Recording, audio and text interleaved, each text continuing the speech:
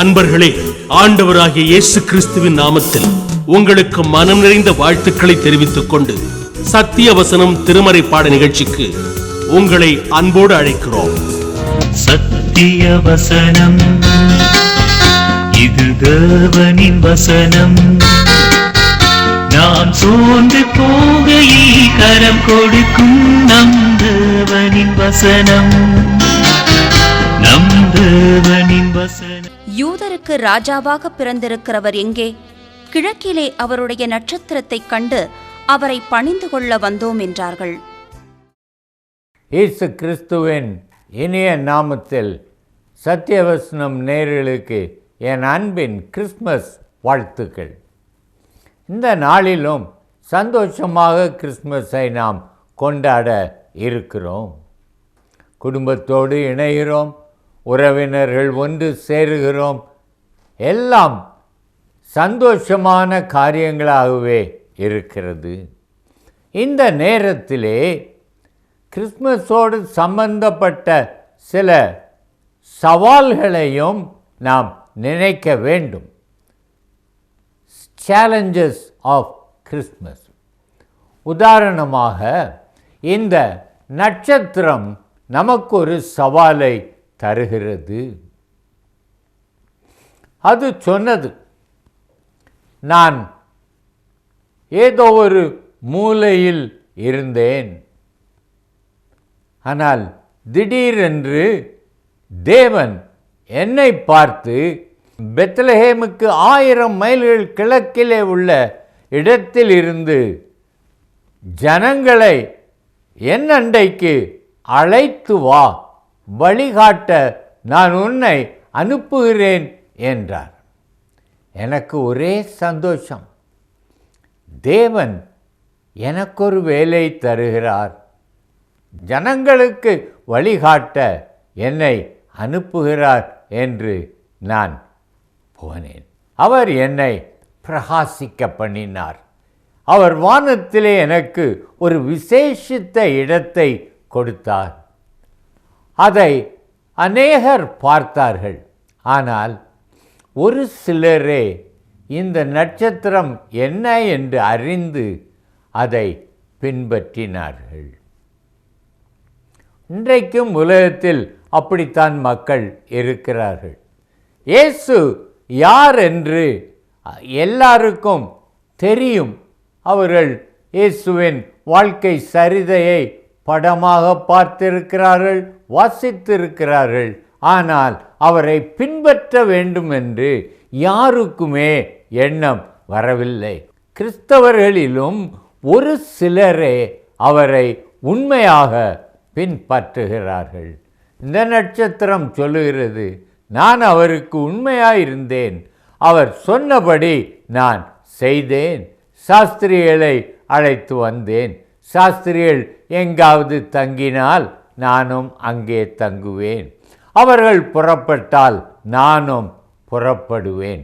எனக்கென்று ஒரு விருப்பமில்லை, எனக்கென்று ஒரு சித்தம் இல்லை. சாஸ்திரிகள் எதை செய்கிறார்களோ அதை காத்திருந்து அவர்களை வழி நடத்துவேன். ஒரு நாளில் நான் ஒரு மேகத்தை சந்தித்தேன். அந்த மேகம் சொன்னது, நான் ஒரு நாளில் இஸ்ரவேல் ஜனங்களை 20 லட்சம் பேரை நான் எகிப்தில் இருந்து கானானுக்கு வழி நடத்தினேன். மேக ஸ்தம்பமாய் இருந்தேன், அவர்களை வழி நடத்தினேன். ஆண்டவர் என்னை ஒரு இடத்திலே தங்கு என்பார், நான் தங்குவேன். ஒரு நாளில் என்னை எழும்பு என்பார், நான் எழும்புவேன். அவர் சொன்னபடியே நான் கீழ்ப்படிந்தேன். அவர்களை கொண்டு வந்தேன். நிறைய பேர் விசுவாசிக்கலை, ஆனாலும் அநேகர் இந்த மேக ஸ்தம்பத்தை பின்பற்றினார்கள். வந்து அவர்களை கானான் கரையில் கொண்டு வந்து விடும் வரைக்கும் நான் அவர்களுக்கு முன்னதாக சென்றேன். எனக்கு ரொம்ப சந்தோஷமாக இருந்தது. தேவனுடைய ஜனங்களை அவர்களுக்கு தேவன் கொடுத்த தேசத்திற்கு அழைத்து வருவது எனக்கு மிகுந்த சந்தோஷமாய் இருந்தது. சகோதரனே, இந்த கிறிஸ்மஸில் நட்சத்திரம் ஜனங்களை, சாஸ்திரிகளை இயேசு அண்டை வழி நடத்தினது. மேகம் தேவனுக்கு கீழ்ப்படிந்து இஸ்ரவேலரை கானானுக்குள் வழி நடத்தினது.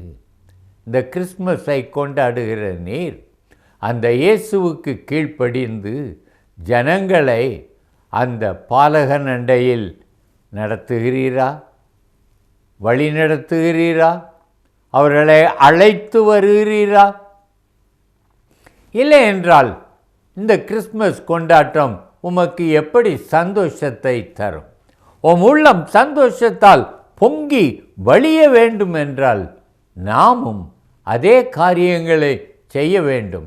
இந்த நட்சத்திரம் சொல்லுகிறது உங்களை பார்த்து, என்னை படைத்ததை விட தேவன் உங்களைத்தானே அதிகமாக நேசிக்கிறார். உங்களைத்தானே தன்னுடைய சாயலில் படைத்தார். தன்னுடைய சாயலில் அவர் படைத்து உங்களுடைய சாயலில் அவர் மனிதனாக பிறந்து அவர் வாழ வேண்டிய வழியை நமக்கு போதித்து உங்களை பரலோகத்திற்கு அழைத்து செல்ல வந்தாரே. நீங்கள் அவரை என்ன செய்தீர்கள்? இதுதான் நட்சத்திரத்தின் சவால். கிறிஸ்மஸ் காலங்களில் நம் வீடுகளில் நாம் நட்சத்திரங்களை தொங்க விடுகிறோம். ஒவ்வொரு நட்சத்திரத்தையும் பார்க்கும் பொழுது உம்முடைய இருதயத்திலே எழ வேண்டிய கேள்வி என்னவென்றால், இந்த நட்சத்திரம் ஞானிகளை இயேசுவண்டை நடத்தினது. நான் எப்படிப்பட்டவனாய் இருக்கிறேன்? என்னைப் போல மாம்சமுடையவராய் இந்த பூமிக்கு வந்தாரே, அவருக்கு நான் செய்கிற மரியாதை என்ன? சகோதரனே, யோசித்து பாரும். இன்றைக்கே ஆத்தும ஆதாயம் செய்யும். இன்னும் சொல்லுகிறது, தேவன் உங்களுக்கு எவ்வளவு பெரிய வாக்குத்தத்தம் கொடுத்திருக்கிறார். தானியேல் 12:3 ஆத்தும ஆதாயம் செய்கிறவர்கள் சதா காலங்களிலும் வான மண்டலத்தில் நட்சத்திரங்களைப் போல் ஜொலிப்பார்கள் என்று சொல்லி உங்களுக்கு இவ்வளவு பெரிய வாக்குத்தத்தம் கொடுத்திருக்கிறாரே.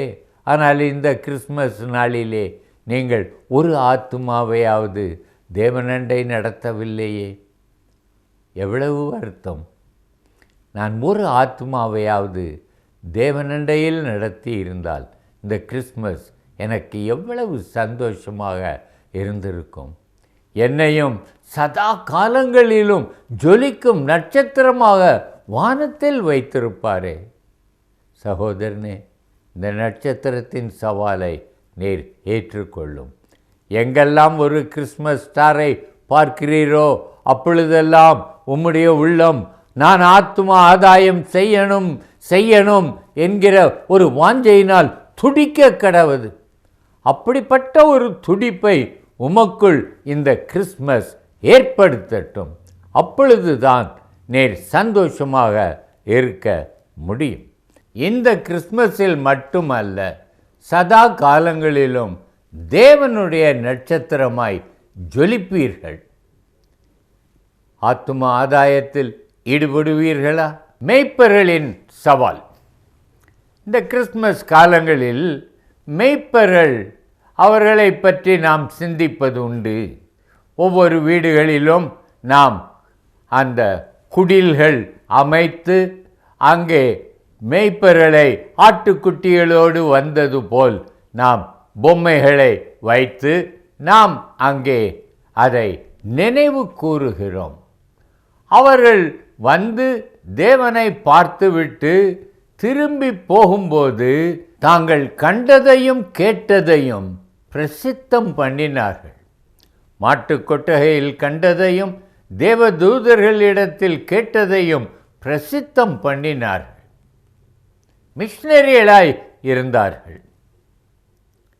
அவர்கள் என்ன சொல்லுகிறார்கள்? ஐயா, ஒரு ராத்திரியிலே தேவதூதன் தோன்றினான். இதோ உங்களுக்காக எல்லா ஜனத்துக்கும் நற்செய்தியை அறிவிக்கிறேன். உங்களுக்காக கிறிஸ்து எனும் இரட்சகர் தாவீதின் ஊரிலே பிறந்திருக்கிறார். பிள்ளையை துணிகளில் சுற்றி முன்னணையில் கிடத்தி இருக்க காண்பீர்கள். இதுவே உங்களுக்கு அடையாளம் என்றார். சகோதரனே, நாங்கள் பயந்தோம். தூதரின் திரள் கூடி உன்னதத்திலே தேவனுக்கு மகிமையும் பூமியிலே சமாதானமும் மனுஷர் மேல் பிரியமும் உண்டாவதாக என்று சொல்லி பாடி மறைந்து போனார்கள். எங்களுக்கு பயமும் சந்தோஷமும். நாங்கள் பேசிக்கொண்டோம், வாருங்கள் பெத்லகேமுக்கு போய் பார்ப்போம் என்று. ராத்திரி. பெத்லகேம் ஒரு கிராமம். அந்த காலத்தில் எலக்ட்ரிசிட்டி கிடையாது, வேற வெளிச்சமே கிடையாது, இருள். எந்த வீட்டையும் தட்டி என்னன்னு கேட்க முடியாது.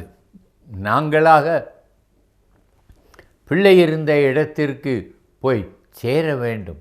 கடினமான காரியம்தான். ஆனால் நாங்கள் புறப்பட்டு விட்டோம். அடையாளம் என்ன? பிள்ளையை துணியில். பிறந்த எல்லா பிள்ளைகளையும் துணியில் தான் சுற்றி கிடத்தி இருப்பாங்க. எப்படி கண்டுபிடிக்கிறது? முன்னணையை நாங்கள் முன்னணையில் காண்கிற பாலகன்தான் அது மேசியா. ஆகவே நாங்கள் புறப்பட்டோம். நீங்கள் எங்களோடு வந்திருப்பீர்கள் என்றால் உங்களுக்கு தெரியும் எவ்வளவு கடினமான காரியம் என்று. எப்படி நாங்கள் கண்டுபிடித்தோம் என்று நினைக்கிறீர்கள்? நாங்கள் ஒவ்வொரு தெருவாய் சென்று பிள்ளை அழும் சத்தம் கேட்கிறதா என்று பார்த்தோம். தேவதூதர்கள் ஒரு அடையாளத்தை சொன்னார்கள். ஆனால் எங்களுக்கோ தேவன் ஒரு அடையாளத்தை எங்களுக்கு நினைப்பூட்டினார். பிள்ளை பிறந்திருக்கிறது என்றால் அது அழும். ஆகவே நாங்கள் பிள்ளையின் அழுகுரலை கேட்டு நாங்கள் சரியாக அந்த மாட்டுத் தொழுவத்திற்குள் போனோம். எங்களுக்கு போதிய விலாசம் இல்லை, போதிய அடையாளம் இல்லை. இரவு நேரம் எந்த வீட்டு கதவையும் தட்ட முடியாது, விசாரிக்க முடியாது. ஆனாலும் தேவனை நம்பி நாங்கள் சென்றதினால் சரியாக மாட்டுக்கொட்டைக்கு வந்தோம், கண்டுபிடித்தோம், வணங்கினோம், சந்தோஷமாய் திரும்பி சென்றோம் என்றார்கள். சகோதரனே, உங்களுக்கு அவர்கள் கொடுக்கும் சவால் என்ன? இயேசுவை குறித்து உங்களுக்கு தெளிவாக வேத புஸ்தகத்திலே சொல்லியிருக்கிறது. ஒவ்வொரு நாளும் ஆலயத்தில் அவரை குறித்து பிரசங்கங்களில் போதிக்கப்படுகிறீர்கள். ஆனால் இந்த இயேசுவை கண்டடைந்திருக்கிறீர்களா? அவரை பார்த்ததில் உங்களுக்கு சந்தோஷமா? அவரை குறித்து மற்றவர்களிடத்தில் நீங்கள் தைரியமாய் பேசுகிறீர்களா? அல்லது வெட்கப்பட்டு வாயை மூடிக்கொள்ளுகிறீர்களா? மேய்ப்பர்கள் அதைத்தான் கேட்கிறார்கள். படிப்பறிவில்லாதவன், சமுதாயத்தில் என்னை இழிவா நினைக்கிறவங்க ஒருத்தரை எங்களோட பேசக்கூட மாட்டாங்க. அப்படிப்பட்ட நாங்கள் இந்த மேசியாவை கண்டு எல்லாருக்கும் சொன்னோம். நீங்கள் எப்படி? சகோதரனே, இந்த நாளிலும் நேர் இயேசுவை அறிந்திருப்பீர் என்றால், இயேசுவை சந்தித்திருப்பீர் என்றால், அவருடைய முகப்பிரகாசம் உமக்குள்ளாக கிரியை செய்து உம்முடைய பாவத்தன்மைகளை உணர்த்தி நீர் பாவ மன்னிப்பாகிய ரட்சிப்பை பெற்றிருப்பீர் என்றால் இன்றைக்கே நீர் புறப்படும். இந்த பிறப்பின் செய்தியை எல்லாருக்கும் நற்செய்தி, உலகத்தில் உள்ள அனைவருக்கும். அவன் யாரோ, அவர் ரஷ்யாக்காரனோ, சைனாக்காரனோ, அமெரிக்கனோ, ஆப்பிரிக்கனோ, எந்த மதத்தவனோ, அவனுக்கு உள்ள நற்செய்தி, உனக்காக கிறிஸ்து எனும் இரட்சகர் பிறந்திருக்கிறார். இதை சொல்லவே தேவன் உங்களை அழைக்கிறார். சகோதரனே, இந்த சவாலை நீர் ஏற்றுக்கொள்வீரா? இந்த சவாலை ஏற்றுக்கொண்டால் உம்முடைய வாழ்க்கை முற்றிலும் மாறிவிடும்.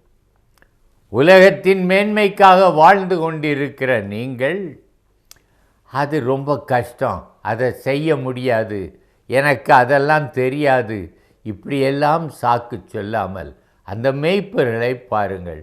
ஒரு அடையாளம் கிடையாது, துணியில் சுற்றி கிடத்தி இருக்கும். ஆனால் அவர்களோ அந்த குழந்தையை கண்டுபிடித்தார்கள். நீங்களும் அப்படியே செய்ய வேண்டும். வேதம் என்ன சொல்லுகிறது? உண்மையாய் என்னை தேடுகிறவர்கள் கர்த்தரை கண்டுபிடிப்பார்கள். அவரை கண்டடையத்தக்க சமயத்தில் அவரை தேடுங்கள் என்று சொல்லியிருக்கிறது. இந்த கிறிஸ்மஸ் காலங்கள் நாம் அவரை தேடுகிற ஒரு காலம், அவரை பிரசித்தம் பண்ணுகிற ஒரு காலம், அவரை வணங்குகிற ஒரு காலம். சகோதரனே, இன்றைக்கும் நீர் யோசித்து பாரும். நட்சத்திரம் ஒரு சவால் விடுகிறது, மக்களை இயேசுவண்டை வழிநடத்தும் என்று. மேய்ப்பர்கள் சவால் விடுகிறார்கள், இயேசுவை குறித்து பிரசித்தம் பண்ணும் என்று. நாமோ அதையும் செய்வதில்லை, இதையும் செய்வதில்லை. அப்படி என்றால் நாம் தேவனை எப்படி கனம் பண்ணுகிறோம், அவரை எப்படி மகிமைப்படுத்துகிறோம்? சகோதரனை, விழித்தெழும்பும், விழித்தெழும்பும். நீர் சும்மா இருக்கிறது சரியல்ல. குஷ்டரோகிகள் சொன்னார்கள், இது நற்செய்தி அறிவிக்கிற காலம், நாம் மௌனமாய் இருந்தால் நம்மேல் குற்றம் சுமரும். சகோதரனே, நீர் விழித்தெழும்பும், தைரியமாய் சுவிசேஷத்தை சொல்லும். நேர் காடுகளுக்கும் அங்கே ஆதிவாசிகள் மத்தியிலும் போக வேண்டியதில்லை.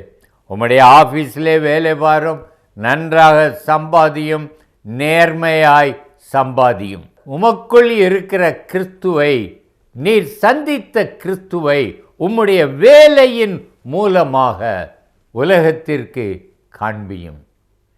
நீர் சந்தித்து விசுவாசிக்கிற அந்த இயேசுவை உம்முடைய நண்பர்களுக்கு காண்பியும். இந்த கிறிஸ்மஸ் நீர் பிரசித்தம் பண்ணும் கிறிஸ்மஸாக இருக்கட்டும். மேய்ப்பர்களின் சவாலை ஏற்று இயேசுவை கண்டு பணிந்து பிரசித்தம் பண்ணும், ஆசீர்வதிக்கப்படுவீர். ஜெபிக்கலாமா? அன்பின் தகப்பனே, என்னை கேட்டுக்கொண்டிருக்கிற ஒவ்வொரு சகோதரனும் இந்த கிறிஸ்மஸிலே நான் எப்படி ஆகிலும் இயேசுவை அறிவிப்பேன். என் ஆஃபீஸில் இருக்கிறவர்கள், என் தெருவில் இருக்கிறவர்கள், எனக்கு அறிமுகமானவர்கள், உறவினர்கள், எப்படியாயிலும் உம்மை குறித்து நான் பேசுவேன், அவர்களுக்கு சொல்லுவேன். நீர் எனக்கு தந்த சமாதானத்தை பகிர்ந்து கொள்ளுவேன். இந்த தீர்மானத்திலே நிலை நிற்க இந்த கிறிஸ்மஸ் காலங்களில் என்னை பலப்படுத்தி அருளும். இயேசு நாமத்தில் ஜெபிக்கிறேன், ஜீவனுள்ள பிதாவே, ஆமென்.